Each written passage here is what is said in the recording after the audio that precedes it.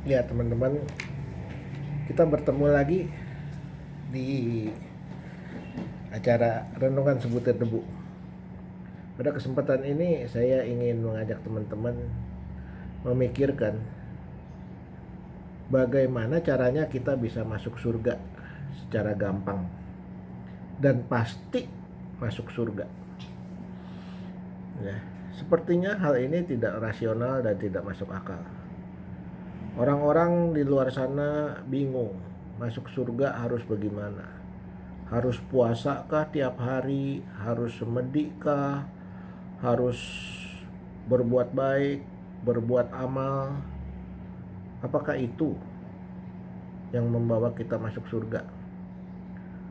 Lantas, apakah itu semua bisa menutupi dosa-dosa yang kita lakukan? Ini jadi pertanyaan dan perenungan Bapak Ibu dan teman-teman sekalian. Tapi teman-teman dan bapak-bapak sekalian, ibu-ibu sekalian, saya mau kasih tips. Kalau mau masuk surga itu sangat mudah. Hanya melalui Yesus baru kita bisa masuk surga. Kenapa? Karena Tuhan Yesus mengatakan, "Aku jalan hidup dan kebenaran. Barang siapa percaya kepadaku, dia akan selamat." Nah, masalah percaya, kita bisa percaya nggak bahwa Tuhan Yesus itu Tuhan? Nah, masalahnya Bapak Ibu teman-teman sekalian, Tuhan Yesus bilang, kalau mau percaya, barang siapa percaya dengan hati dan mengucapkan dengan mulut, mengakui Yesus itu Tuhan, maka siapa saja yang percaya dalam hati dan mengucapkan dari mulut bahwa Yesus itu Tuhan, dia pasti selamat, dia pasti masuk surga. Cuman yang jadi masalah, apakah setelah mengucapkan dengan mulut bahwa kita percaya Tuhan dan kita percaya dengan hati, itu kita boleh berbuat dosa? Ada orang yang beranggapan bahwa setelah mengucap itu sudah menjadi orang Kristen, sudah ke gereja, tapi tetap boleh berbuat dosa. Karena Tuhan itu Maha Pengampun.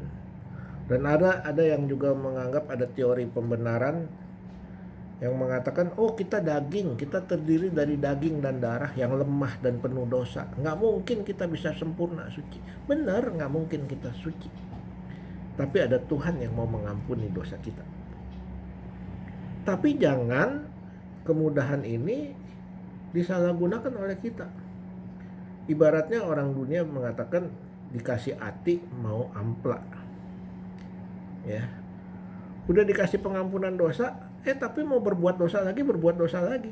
Toh nanti diampuni lagi. Bukan begitu Bapak Ibu, teman-teman sekalian. Kalau kita sudah bertobat, sudah mengakui Tuhan sebagai Tuhan. Mengakui Tuhan sebagai Tuhan, ingat ya. Kita tidak mungkin bisa berbuat dosa lagi.